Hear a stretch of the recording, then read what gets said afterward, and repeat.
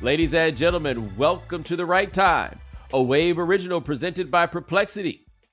My name is Bomani Jones. Thanks for listening wherever you get your podcast. Thanks for watching us on YouTube. Subscribe, like, rate us, review us, give us 5 stars. You only give us 4 stars. I'm inclined to believe you are a hater. It is Fridays at Vinnie Goodwill. Vinnie Goodwill, Yahoo Sports. What's going on, man? Man, what's going on, man? You pretty soon are going to be in what by Saturday will be the happiest place on earth. And you know where that place is? New York City. How do boys do that? I have no idea. All I remember was being out to dinner, and I broke up my TV, broke out the app. I was like, yeah, let's go see the last few minutes of the game. And this has happened to me twice, where the Cavs and the Pacers, once the Pacers went down like 7 with a minute left, I'm like, oh, okay, it's cool to go back to my seat. And I just turn the game off, then bring my computer. By the time I get to my seat, somebody says, oh, you don't know what just happened. I'm like, what the hell are you talking about? He rewinds it. Tyrese Haliburton. By the time I walk from one restaurant to the next, that game got closer and closer at every bar we walked past that was like outdoors, and you could sort of see it like, man, it's an 8-point game. Oh, it's a 4-point game. Man, let's hurry up and get to this restaurant and see what's cracking. And by the time we get there, dog, ball game. Brother, I sent a tweet during game 1 of Celtics Knicks, and I can't remember what exactly I said, but I was like, yo, let me make sure I get the timing right on this. The Celtics and Knicks game was before the Pacers game. Okay. Because the night of during that Celtics game, I said something basically saying, oh yeah, here's what I said. I said, it's running clock time in Boston. Boston was up like 20. And that's what I say. Like, hey man, keep the clock running on out of bounds plays so we can all go home. You know what I'm saying? And then the Knicks made that comeback, right? The Celtics just couldn't make a 3-pointer, but they couldn't stop taking them. You know, that's how they do. Okay, cool. Then the next night, I said, while the Pacers were getting their asses kicked, I was like, I know a classic, all we wanted was a split anyway performance, and then they went and walked Cleveland down and got that win. Put a pin in that one, because I got some questions about the Pacers.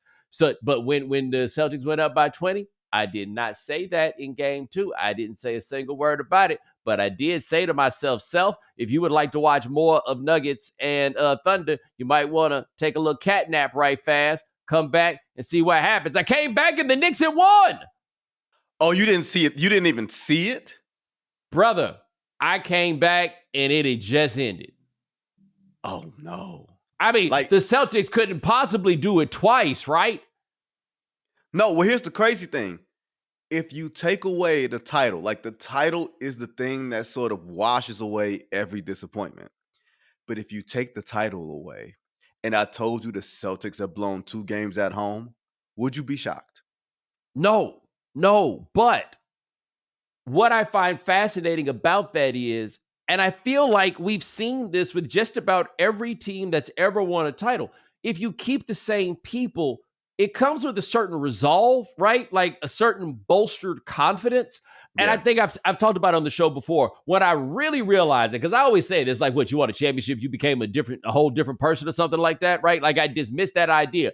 But it was in the bubble when that Raptors team that didn't have Kawhi Leonard, I forget who they were down to, and they did one of those, we ain't going home just yet, sort of performances at the end. And I was like, damn, if that team that we had for all those years said was mentally soft and everything else, if they could come up and be like, yo, we some champions, then okay, this means something. The Celtics look like they are still capable of all the absent-mindedness that we had seen over the years. Even think about that year they went to the finals when Ime was the coach, and Jimmy in Miami walked them down because they gave game after game away during that postseason, to the point where I was like, are we sure this Ime dude is everything you say? Because somehow he doesn't get the blame that these boys kept collapsing all the way through that postseason. To do this twice in a row blew my mind. I think to some degree, the Knicks thought the game was over. Like, the undertold thing was that Brunson and Carl were pulled at some point in the second half. And Tibbs ain't giving up on no game. And he was he's incapable of it. No, he's not. And then Mikal Bridges hit like 2, 3, 4 shots in a row. And not to say that he's like the fifth starter. But he's the fifth starter on that Knicks team. They just happened to give 5 first-round picks up for him, and he wound up like going on a heater. And then Tibbs came right back with Brunson, right back with Carl, and you could just see the Celtics get tight. And I think what has happened is, I wonder if there's some correlation here. There's increased physicality. There's always increased physicality in the playoffs. It just seems like they're playing a different sport now. So when you look at these teams that are so 3-point reliant, there's so much variance now. They don't have the legs to do it late in games. Remember, Minnesota was on a 12 for 62, 12 for 72 over 2 games. That's what the Celtics look like. You can't shoot all those threes when your legs are being attacked, when you are fatigued and you are being hit. They don't have like a changeup. They didn't need a changeup last year. They need a changeup this year. And I don't know what that changeup is. Because they just seem First of like all, they've been trained to play different basketball. I want to throw something out there that I think is interesting when you start talking about physicality and fatigue. Okay. Every year we say the same thing about Tibbs and playing those guys so many minutes, and we see it as him running them into the ground. Now, I forget who it was. It may have been Tom Haberstroh. I'm not sure, but somebody very recently did some work with the data on whether there's anything to this, that Tibbs is like shortening guys' careers or causing injuries. And as I recall, the data did not indicate that, right? But they don't look like the team that's getting fatigued. The Knicks do not. That is. I think part of this, I think it's fair to say, once they started they put a needle in Jaylen Brown's knee, man. Like once they start doing that, they don't do that because the other stuff is going well. That's not the first thing they try on your knee is we going to start putting needles in it. Porzingis got some form of the cooties that it's none of our business, I suppose, except for the fact that we watching it, right? Right. These dudes are maybe what you describe is real. The fatigue part is there. It's just not the team that we would necessarily think is fatigued. I think there's another part. I'm curious your thoughts about this one. What if Jayson Tatum is not that guy? What if he is a very good player? What if he is an excellent player? What if he is a player who will ultimately end up in the Hall of Fame? What if he is a player that will win double-digit All-Stars? May make double-digit All-Star teams, right? But isn't italics that guy? They give you a trophy for conference finals MVP and NBA finals MVP now. They got one for both. Jayson Tatum did not win either one of those. Tatum, look, all kinds of things can happen to all kinds of people, right?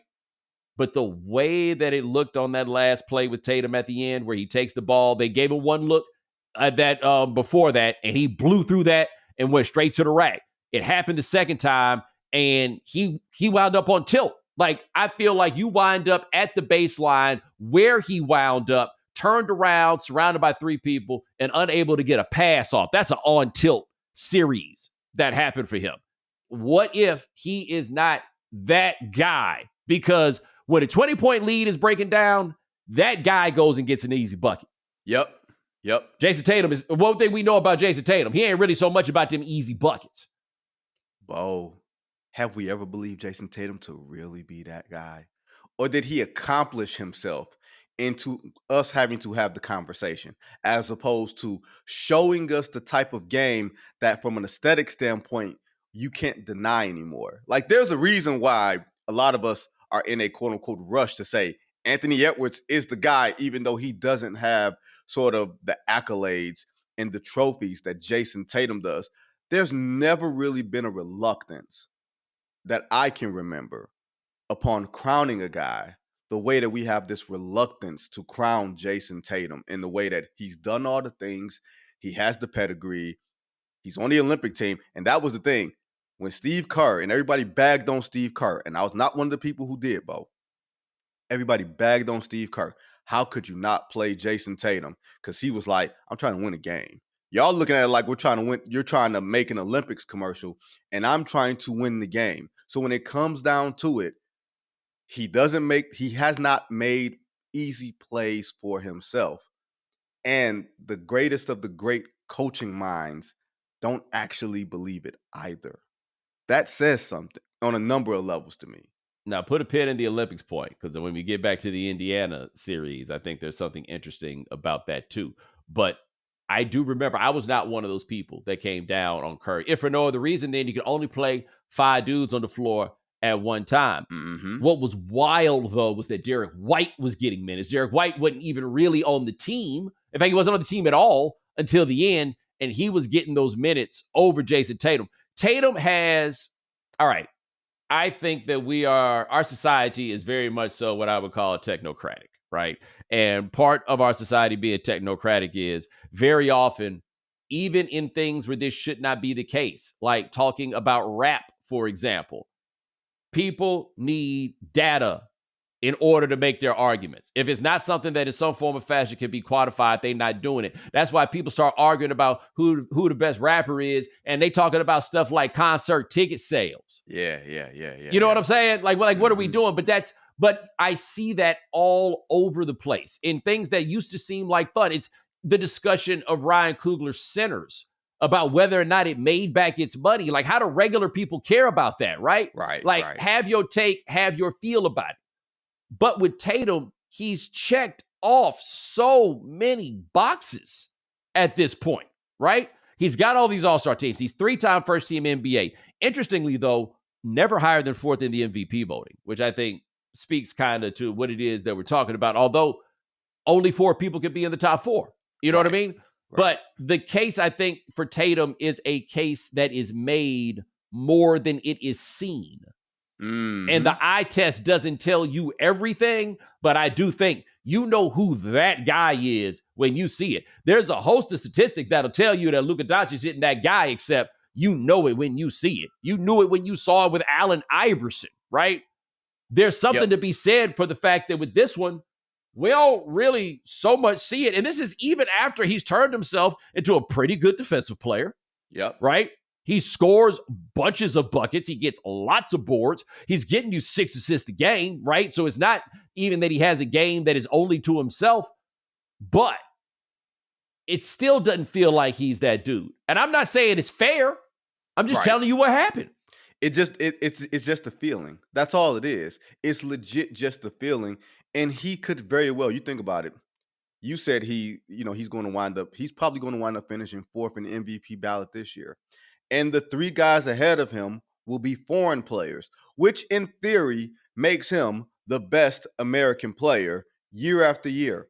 But nobody actually believes it. And I think to some degree, this is where I would give Jayson Tatum a little bit of grace. Is he being undermined by his own coaching? Is he being undermined? Is the development of his game that should be really rounding out, which I firmly believe, Bo, this is supposed to be the playoff where Jayson Tatum takes the NBA by the scruff of its neck and says, this league is mine now. Like, he literally, not just I'm a champion, but I'm taking this away from you from the moment you walk into my building and the moment I walk into yours. There's no fear factor there.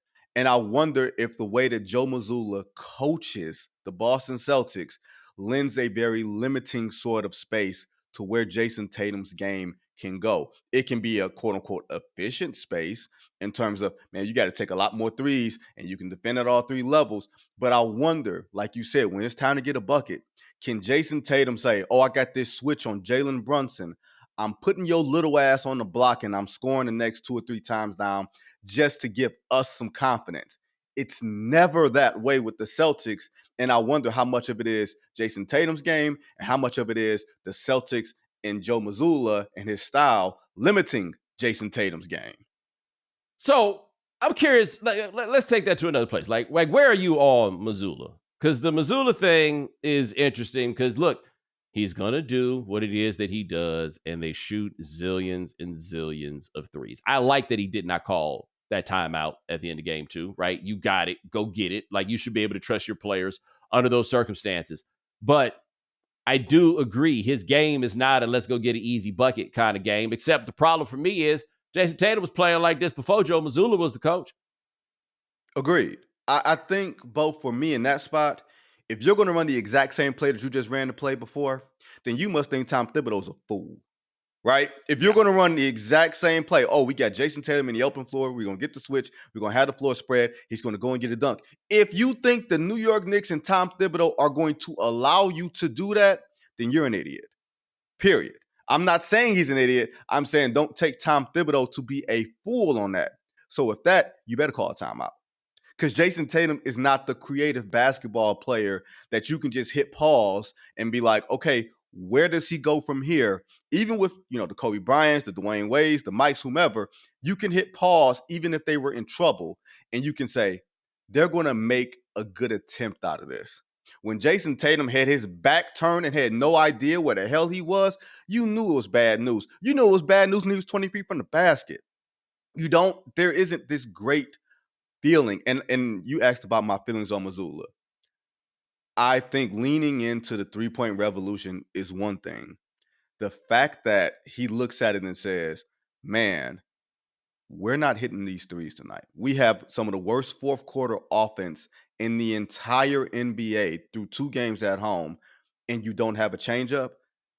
That doesn't say to me, Bo, we're going to do what we do. We're just going to do it better. That speaks of an arrogance to me that I don't know if the Celtics have necessarily earned. I will make this point also about Tatum, because I think everything you say about the value of the timeout and all of that is fair. Though I would contend that whatever the play was, it had something for you to do in case something changes, right? Right. Also with Jayson Tatum and everything that happened, Jayson Tatum knew they had a timeout. I think Jayson Tatum has the liberty to call a timeout under those circumstances if he wants to, except when full onset lemon booty is in the house, it becomes difficult for you to make some of those decisions. Like the guys we say are that guy probably figure something out to do under those circumstances. Now, look, it's on Mazzulla, I agree, to know whether this is your team, whether you've got it or not. But it has been wild to just watch them up all those points. You know what they look like?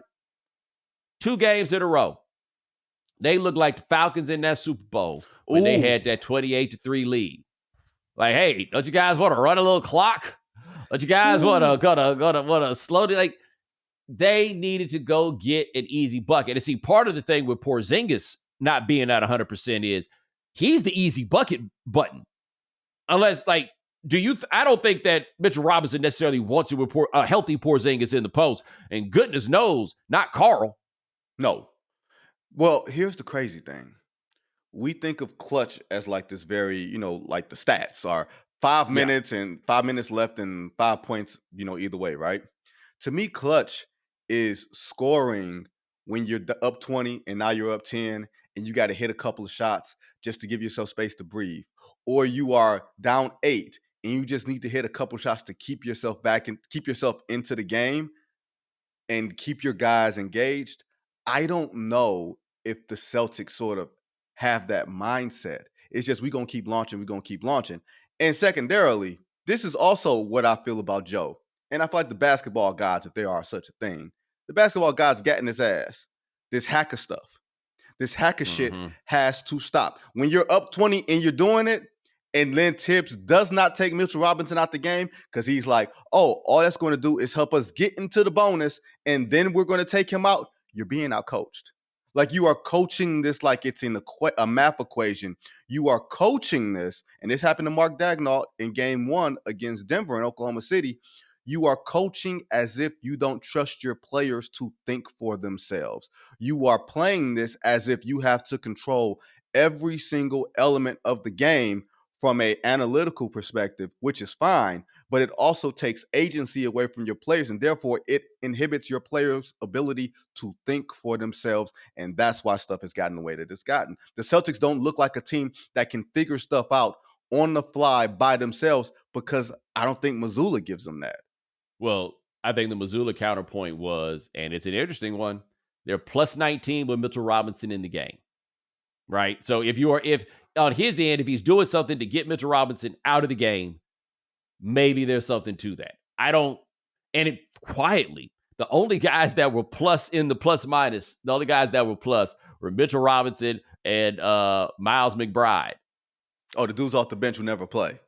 According to us. Campaign was a +4, but McBride was 9 minutes and Mitchell Robinson was McBride was 17 and Mitchell Robinson was 22. So it wasn't like they were just out there for a couple of minutes. So, like, that's the Mazzulla point. But I agree with you. Like, I am rarely convinced that the benefits of the hack a blank strategy actually cash in and do. Like, I think slowing the game down, affecting the rhythm, all of those things. I'm rarely sure this is possible. Even, by the way, if the other team gets 1 point per possession in the playoffs, quite often you will take 1 point per possession. Absolutely. And it's you right at the start of this, you said something, and we never touched on it because it's the Tibbs point. We talked about Tibbs playing those guys all those minutes. One reason I have railed against load management is, in theory, the regular season is supposed to be harder than the playoffs. If you haven't done the hard of the regular season, then the playoffs feel like an entirely different monster. It's almost like if you blow teams out during the regular season and you're never tested, then you don't know how to handle close games in the playoffs. The same thing applies for the minutes. And everybody's saying, well, if you're playing 3 games in 4 nights, you're not going to do that in the playoffs, so you shouldn't have that simulation of the regular season. Yes, you should. It's not going to feel exactly the same either way. And if you're playing your guys 32 minutes, right at the 32-minute mark, because you get diminishing returns at 36, 37, 38, what happens when you actually have to play the guys 40 minutes? Their bodies aren't used to it. If it's one thing you can say about the Knicks, them dudes are used to running on this treadmill. And here's the thing. They've been great on the road. They've been great in the fourth quarter. They've been really good in clutch situations this entire playoffs. They have not lost a game on the road this entire playoffs. Some of that is not just, Jalen Brunson, get the ball and get out the way. A lot of that has to give credit to Tom Thibodeau, because if they were fading, we'd be on their ass. Let me also say this. There's something like kind of adorable in some ways in talking about the Nova Knicks, right? And all these guys went to college together. Hey, they didn't just go to college together. They won a lot of games in college together. And it is interesting to look back, because I see it sent around a lot, like Stephen A. saying that Villanova during that time didn't have like a legitimate NBA prospect, and people slamming him for that. Come on. None of us thought that they did. And it turned out that first championship team had 4 at least, because I'm just counting the 4 that played for the Knicks last year, 4 legitimate NBA players who were on that team, right?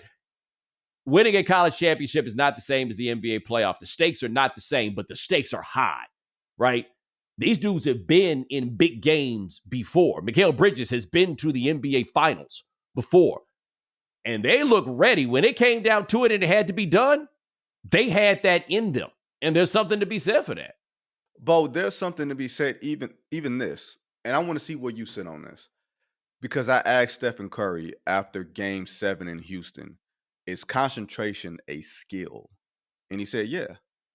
I firmly believe that sweat equity that you're talking about, that you've done it in college before and you've done it with these dudes, that guy next to you can concentrate for 48 minutes or can concentrate on whatever the game plan is, the play is, whatever it is. They very rarely make game plan mistakes. They may make physical mistakes, but they don't make game plan errors like, they messed up a switch or something. They don't do that sort of thing.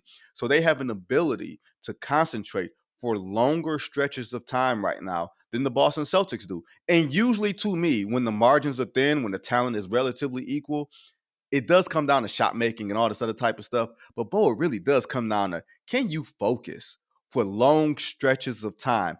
And it doesn't mean when you're young, you can't focus. And if you're old, you can, because a lot of times that's reversed. A lot of times when you're fatigued, you can't focus. But they have an ability to focus in, especially when stuff gets thick. And I got to give them credit, because I didn't think they was cut like this. Hey, man, I really didn't. Many times in the last 5 years, it was not more like the last 4. I watched a rerun of The Last Dance. I was just flipping channels and it came up. And it's maybe the most profound thing in that film. And I can't remember who was saying it, but it's a voiceover. And I want to say that it's a clip of Jordan putting up the shot over Brian Russell, right? And he said that the greatest gift, the reason that Michael Jordan is the number one dude, the reason that there's nobody better than him, is his ability to, no matter what, in the biggest moments, always be 100% present. He was always right there. The moment never was too big for Michael Jordan. All that other stuff, because focus isn't even so much about thinking about the one thing. It's about not thinking about the bullshit, right? Mm-hmm. And he Mm-hmm. could lock in on what this task at hand is in a fashion superior to anybody else. Like when people talk about the Mike Kobe thing, we watch Kobe put a stamp on a game 7 and completely mail it in, right? It Yep. was 2007 against Phoenix. I want to say it was the year. Or was it 2006. 2006. He put a step that would never happen with Michael Jordan. Whatever else was going on that made Kobe do that would never happen to Mike, right? This is not to relitigate that argument, but that's the bottom line. Is the ability. I say all that to say focus is a talent and focus is a resource. And not everybody, think about all the drugs you and your children are on. Not you, but you know, the big you. You and your children are on in the name of focus.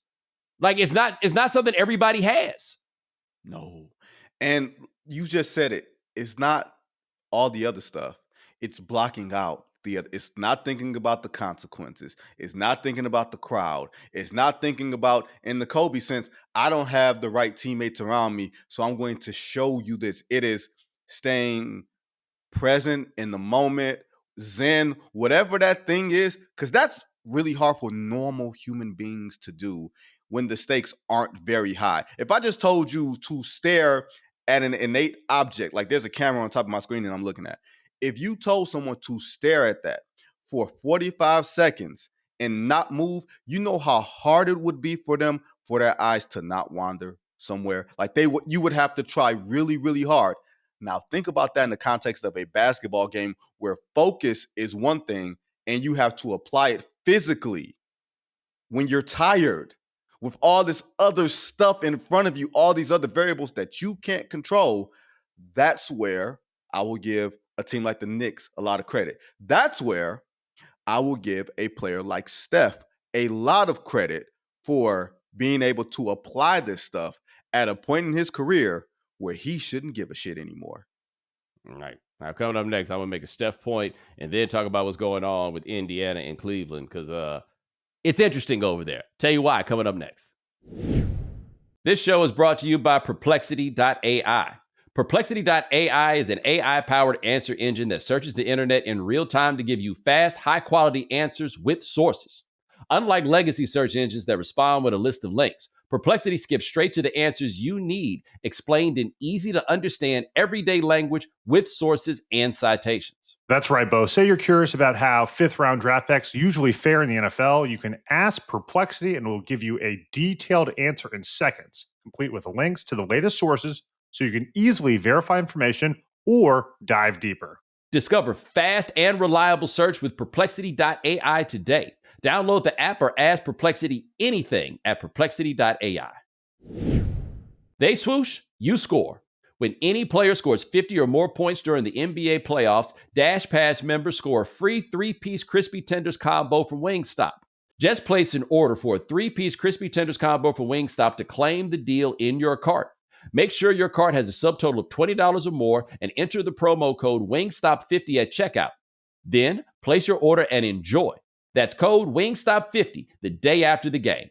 Sign up for Dash Pass and save more year-round with $0 delivery fees, reduced service fees on eligible orders, and exclusive perks like this one.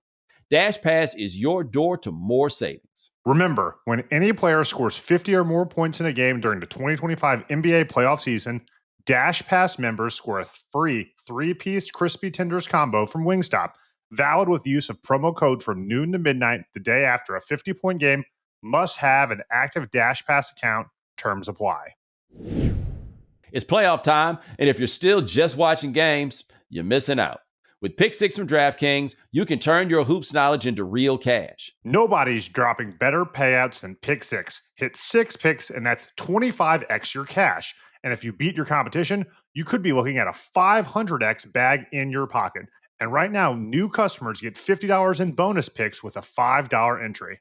The playoffs are on, so why not take a shot at making a little money while you're watching?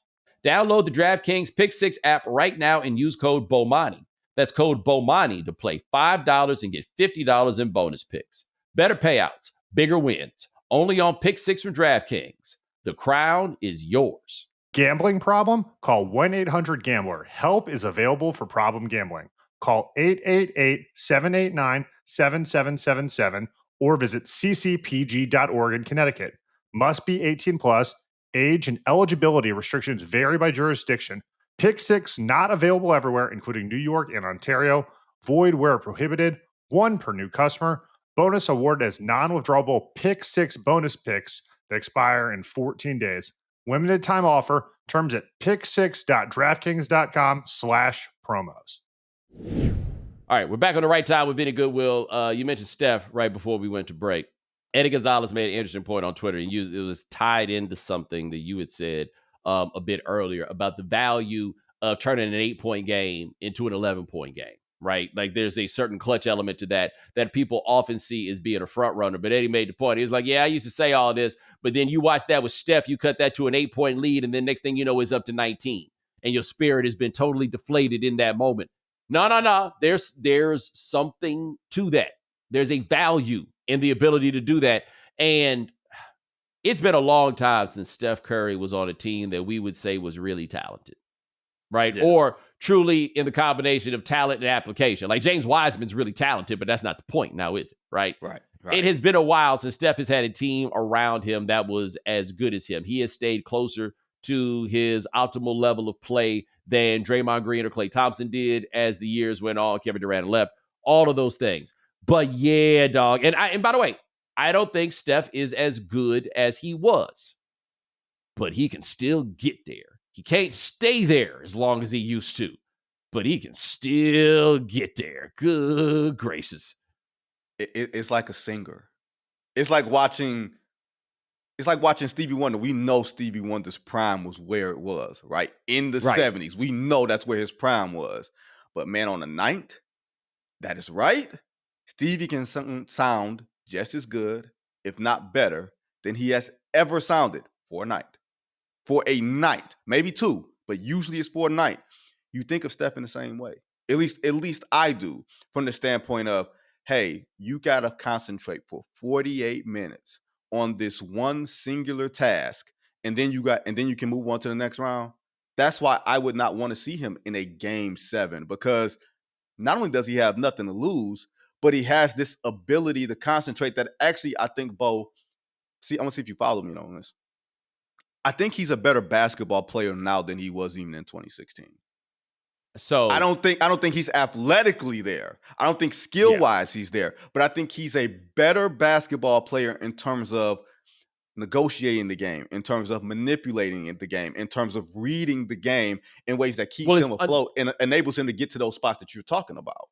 Well, yeah, his understanding of the game is certainly like vastly superior than it was. I think, to stay with the music analogy, tell me what you think about it this way. All right. If you tell me a new Stevie album is coming out, I don't care. You tell me Stevie's got a show, I'm there.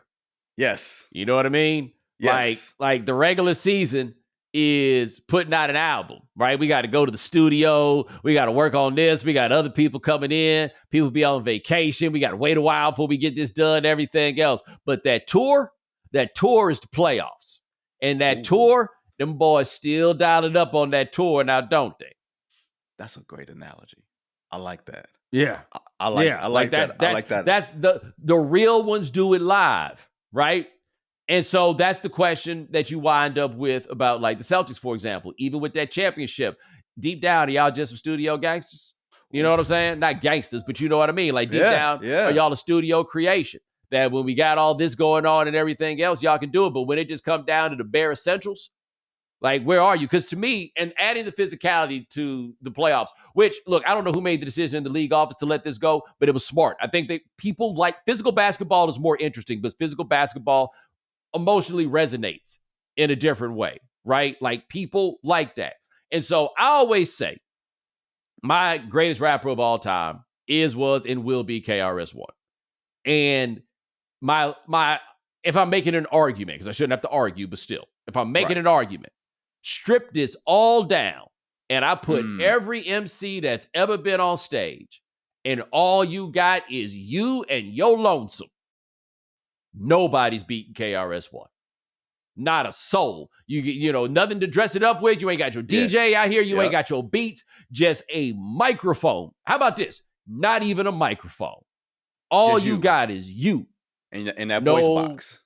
Yeah, nobody's beating that dude. When you start getting to the playoffs, man, we start whittling this down. This ain't about your 9-man rotation. It's really just about your 7-man Yep. rotation. Yep. All that manipulating of the referees you used to do. Nah. That ain't really going to happen. These shots are harder to make than they were. What was a 15-footer now feels like an 18-footer? What was an 18-footer now feels like a 21-footer? Right? And what was 21 now feels like 3, and a 3-pointer might as well be from half court because the stakes have changed, right? It all comes down to you in your most basic and essential form. You as an individual, you as a team, right? You got to go through and you got to play with these different matchups. Circumstances will not be optimal. Like your Boston right now, some guys are going to be a little banged up. They're going to be a little bit hurt, but you can't mail any of those games in. Now, can't, right? It's right there. It's pure. Like, I think that's the word that we're looking for, is there is a purity to playoff basketball that cannot be manipulated by, like you said, the refs, or you're playing 3 games in 4 nights and the other team is rested. You know what I mean? Like that, everybody is in equal conditions. It's not fair, like you said, because some players are hurt, some players are fresh or whatever, but it's equal conditions. Everybody's battling the same thing. And if your game isn't tight, if your game requires you to take 6 dribbles when really 2 is needed, we gonna see it. And I think that's why some of these dudes rise and some of these like playoff risers and playoff dudes who don't. You know what I mean? Like legit, there are guys who play better in the playoffs because when you strip it all down, I'm at the same level as y'all and you don't have all these advantages over me, bet we going. And I think that's why you're seeing some teams rise and some teams not. I will say this for Boston. Could Boston pull a 95 Houston Rockets, especially with the variance of 3-point shooting? Now, I realize they don't have an Elijah Line. You know what I mean? Can this shit turn quickly? They could pull a 94. They could pull a 94 or a 95. The 94 Rockets lost the 2 games at home and then wound up winning in 7. The 95 Rockets lost the 2 games on the road, were down 3-1, and then wound up winning it. And sure they can, because that's still the Knicks. Like, they were still out there getting their asses kicked in both games. You know what I mean? Like, the Celtics lost in embarrassing fashion, but they did not get destroyed. They did not get demolished. Now, I want to switch gears because a team that was close to losing in what I would have deemed an embarrassing fashion, in part because the other team had a guy who I think we could fairly say is a playoff riser, was Indiana in game 2. And we will talk about Cleveland blowing that game. Donovan Mitchell had damn near 50 points. Like, he was rolling. But Indiana, if they had lost that game with Darius Garland being out, Evan Mobley being out, I feel like I'm missing one more. Didn't they have another dude that was hurt? And DeAndre Hunter being out. That, to me, the fact that they were down in the way they did, it's cool that they won it, but they played, that's why I sent the tweet. You guys were playing like you were cool with a split, and then they wound up getting it at the end. But, hey, man, that shouldn't have been that hard. That being said, we could say that Steve Kerr knew what to do when it came to Jayson Tatum.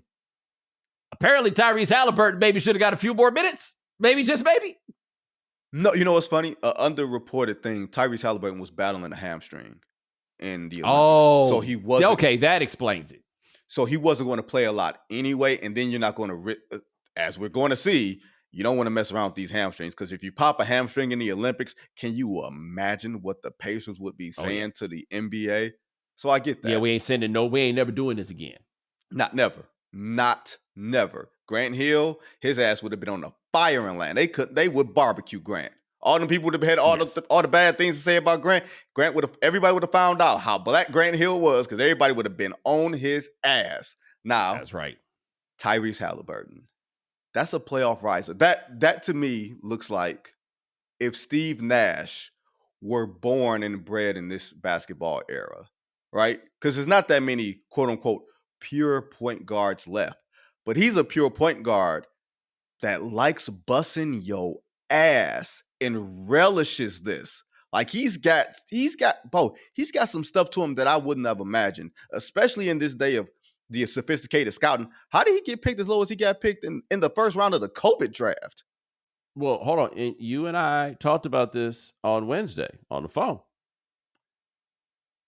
The last pure point guard that size was what, Jason Kidd? Yep. Yep. or at least anywhere near this class of being, right, was Jason Kidd, and Jason Kidd was not here to get buckets, right? No. This dude's here to get buckets, also here to get you double-digit assists, and that 6'5" part is important. I'm not here for Cleveland and their little guards. They have a 6'5" dude that can get other people's shots and can get his own shot, and who's here for the moment. Did you see the montage that people have put together? I want to say that he's 10 for 11 on shots in tie games or to take the lead in the last 2 minutes of games this year. Oh, he's ice cold. He's only missed one shot all year under those circumstances. And this is the guy, remember, at the start of the year, they had such a slow start. We stopped paying attention to them. Like, that's what happened. Yes. We dip in at the start of the season, and then we kind of dip out because it's an 82-game thing. It's a long thing. Like, even people like us who love it, you kind of dip in and out of how much attention you pay to certain teams. When the Pacers started off slow, it's like, oh, okay, you know what? That last thing was a fluke. Who knows what this Haliburton thing is as far as long-term him being a tier 1, tier 2 type of superstar. And then you look up, you're like, wait a minute, they hit the 5th best record since November. And he's been on what type of run all season long? And then he does all of this, like you said, on small guards. I don't hate small guards because I grew up in a city that had 2 small guards win Finals MVP back-to-back.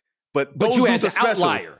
Yes, that ain't the rule. They ain't the rule. You had Isaiah Thomas is the outlier, right? Like that is that is what you had. And like even a guy like Steve Nash is interesting because Steve Nash is not really a small guard. Like Steve Nash is coming in about 6'3", right? Yeah, he's 6'3". Yep.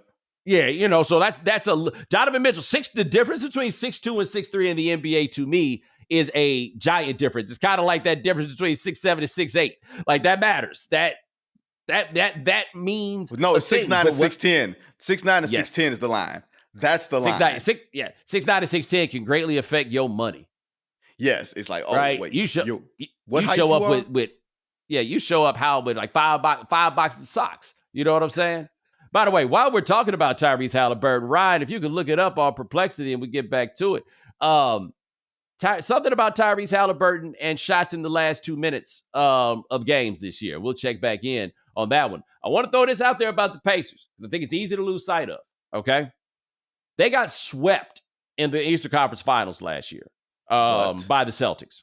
Yep. 3 of those games were 5-point margins, and that was them, like, depleted in that series. Yeah, the Celtics didn't have Porzingis, but was it all of that series they didn't have Haliburton or just a lot of it? A lot of it. It was a lot. Yeah, I think it was the last 2 games, but they brought that back to Indiana, and they were in, with the exception of game 2, they were in all of those games late. You got to think about it. Like, I think it was game 1 was at the Jaylen Brown 3 that they should have fouled on and they didn't. And Pascal Siakam put his hand in the cookie jar and took it out. And we discount not just the fact that they were there.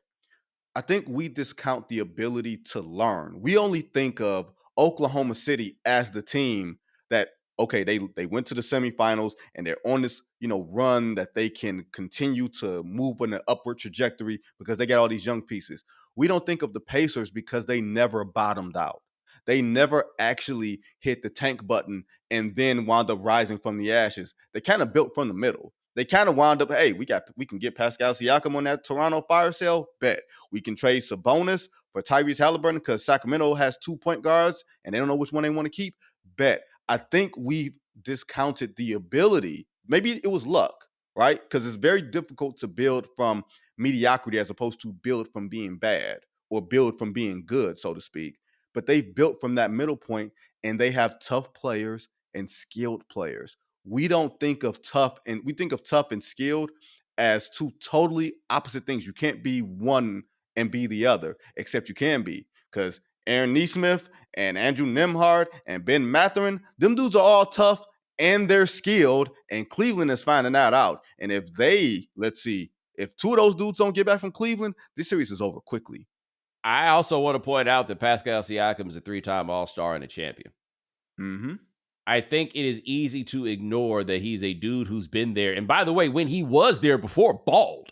In fact, I don't know if he's ever actually been as good as he was in 2019. But when he was there, he balled. He was somebody that you had to consider, somebody that you had to think of. So there's a real chance that they wind up in the Eastern Conference Finals. And depending on what physical condition Boston is in, if they're the ones who wind up going there, or the Knicks, Indiana, it's not out of the question that they could go to the NBA Finals. And Rick Carlisle, hard to get along with, but when he's cooking, he cooks. I mean, do we have coaches we got players who are playoff risers? Do we have coaches who are playoff risers around this time? Because it certainly looks like Rick Carlisle is that. And like you said, that people in Detroit used to call him Prick Carlisle because how he used to kick it with people. But baby, and think about it. We never give coaches credit for getting better, right? We never look at coaches and say, you know what, the way you were and the way you are two different things. We make a decision on you very early. We decided JJ Redick is a genius, Darvin Ham is a boob, whatever it is, right? And we never give you a chance to come out of that box. Rick Carlisle started off as a really good coach and has become a better coach even as the game has evolved. And I give him a lot of credit for that. Now, right fast before we get out of here, the Nuggets pulled a big win in OKC to start that series.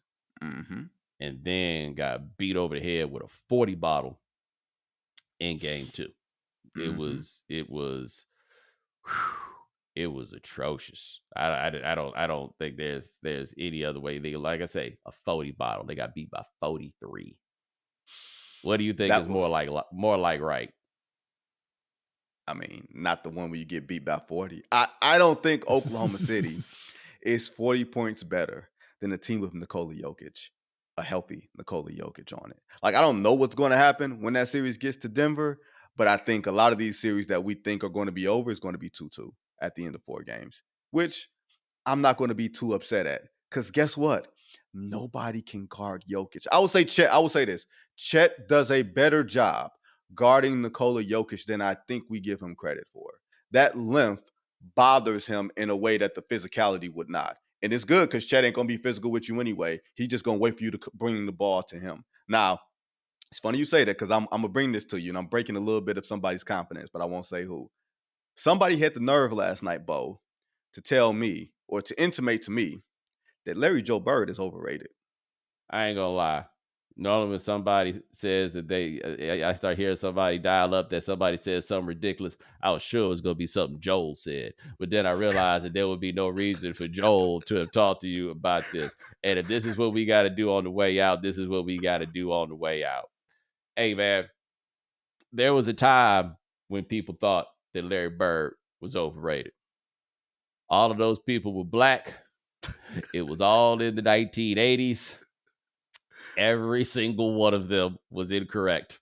With the exception of Dennis Rodman, nobody who played against Larry Bird said any such thing.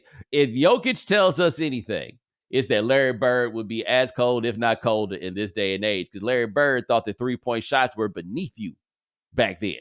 Can you imagine Larry Bird shooting 9 threes a game? With a spread floor, and we could play small, and people don't know, Larry Bird is 6'10". He ain't 6'8". Yes.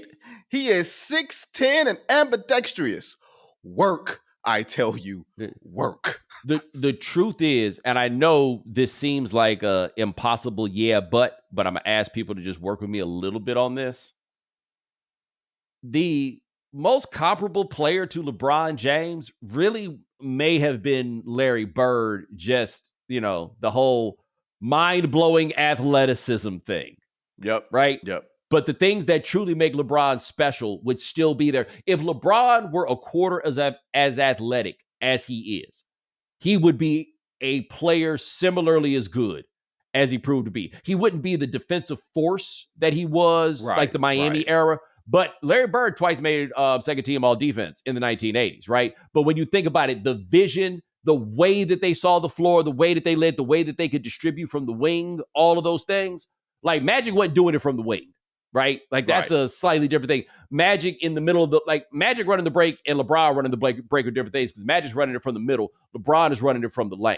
But Larry Bird, I just can't. Nah, man.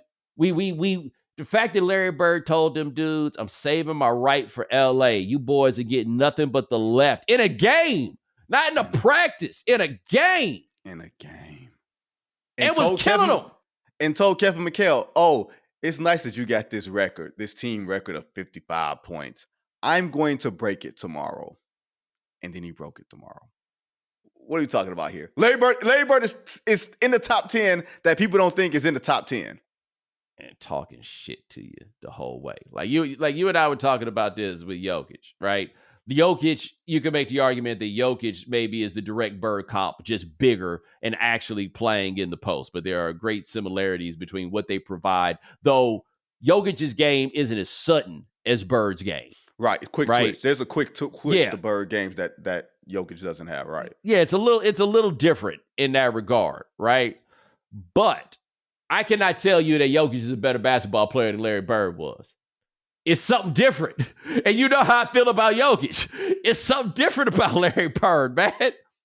That dude's scary. Like I don't mean scary but I mean he was scary. He's one of them dudes that you up 8 with a minute left and you know that the game ain't over because somehow the ball gonna wind up in his hands. He gonna wind up doing some shit and you gonna find yourself saying, damn, now I gotta defend this dude with 5 seconds left and he telling me, Xavier McDaniel, what he's going to do. I'm going to pick this spot here. I'm going to catch the ball. I'm going to fade away off my right shoulder and there's nothing you can do about it. And I'll be damned if that ain't exactly what he did. Can you imagine somebody telling you that's what he's going to do and then he does it? And also, while being ready to fight, like talking bad to these cats, he made Dr. J fight him.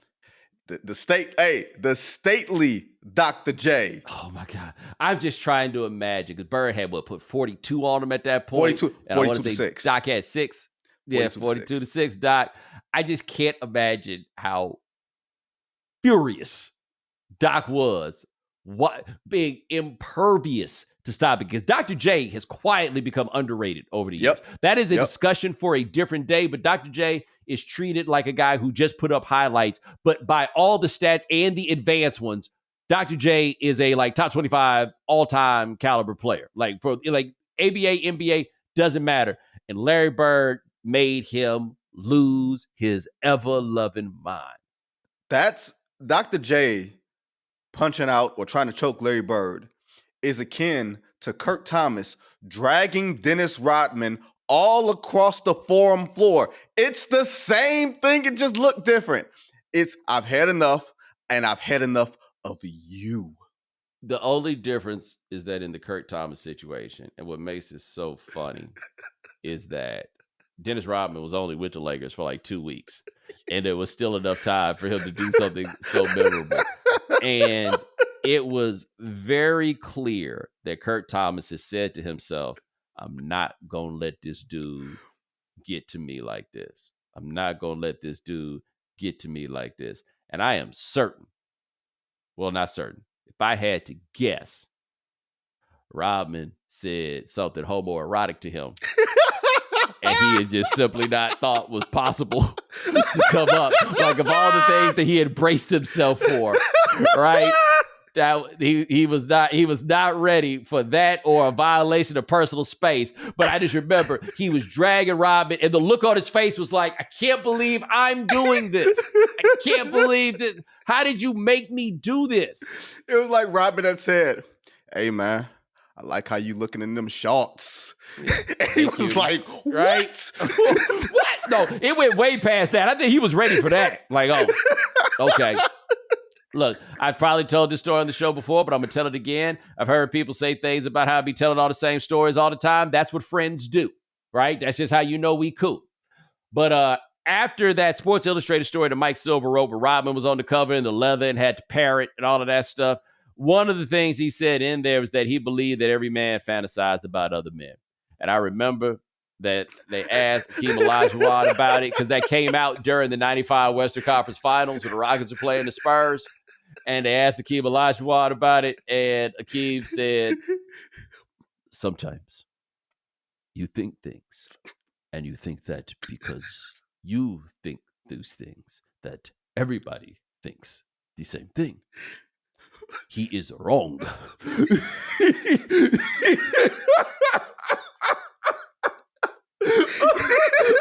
He is wrong. That's what I was like. Not where I'm from. I don't know what you talking about. You got to put the extra inflection on it. Yeah, he is wrong. He is wrong. He was wrong. I saw somebody do some comedy, and it was a Nigerian cat, and he was saying that sometimes like people learn something and they do it better than the OG does it. Like you just wind up taking something to make it your own. And he said that is exactly what Nigerians did with the English language. They took it from the Brits and they took it all to themselves. Don't know. Look, I don't always understand what a British person is saying. I know every word a Nigerian is telling me. It's a great I ain't point. getting nothing wrong there. They are speaking the hell out of that English. The King's English. They are making the King's English my English. He is wrong.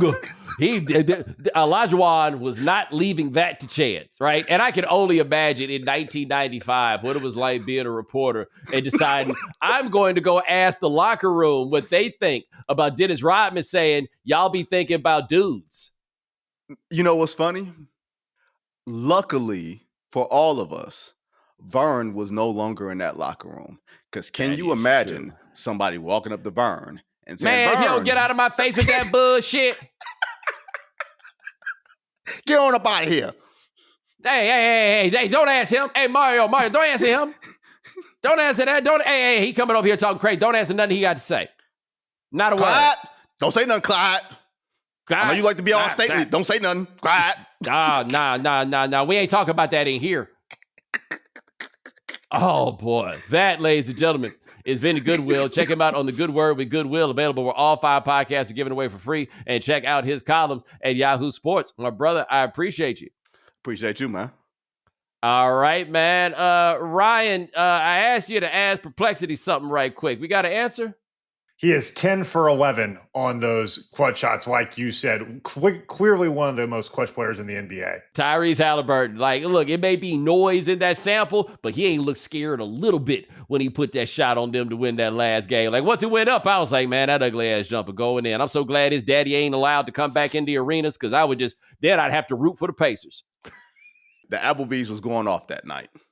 That seemed like exactly where he would be. Applebee's in got that corner exactly bar. What he looking in that corner, that elevated corner. That's where he at. Applebee's got exactly what he want. Like, who wants an appletini? Poor John. But ladies and gentlemen, boy, you lucky. He lucky. But ladies and gentlemen, thanks so much for joining us here on The Right Time. Hit the voicemail line, 323-596-7767.